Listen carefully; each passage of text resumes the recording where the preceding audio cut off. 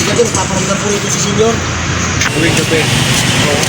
Para maging pang kayo na malamig ang kami na hindi mawari. Let's go!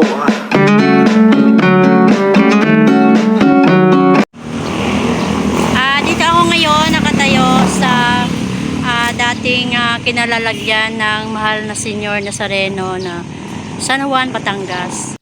Isang taon na maigit ang nakalipas mula nang lisanin ang ancestor house na ito ng mahal na Senyor ng San Juan, Batangas. At ngayon ito ay ginigiba na, pinagbili na po ng mga may-ari itong bahay na ito. Ako po ay napadaan at nagkaroon po ng pagkakataon na kung saan makita yung loob nito. Dahil mabait naman po itong isang gumagawa dito, ako ay namaalam at bawal daw, pero ako lang nagpumilit na makapasok para makita ko kung ano yung loob. At pinakita niya sa akin yung mga ibang mga gamit doon at talagang nagpapatunay na kung saan itong may-ari ng bahay ay makadiyos sila.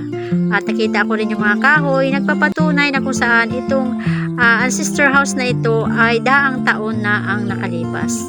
May mga tao na gustong dito lang nakalagay ang mahal na Senyor at may mga tao naman na gusto nila yung kinatatayuan ngayon ng mahal na Senyor. Ang paglipat sa kanya ay marami nagsasabi na maganda, mainam dahil ang mahal na Senyor ngayon ay napakaganda na ng kanyang kinakatayuan. Sa mga naniniwala at sa hindi mga naniniwala, ito ay gusto ko lang i-share sa inyo.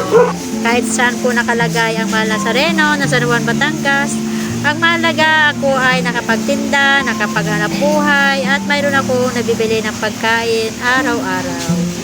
Thank you for watching at sana po ay subscribe nyo naman po ako. Salamat po!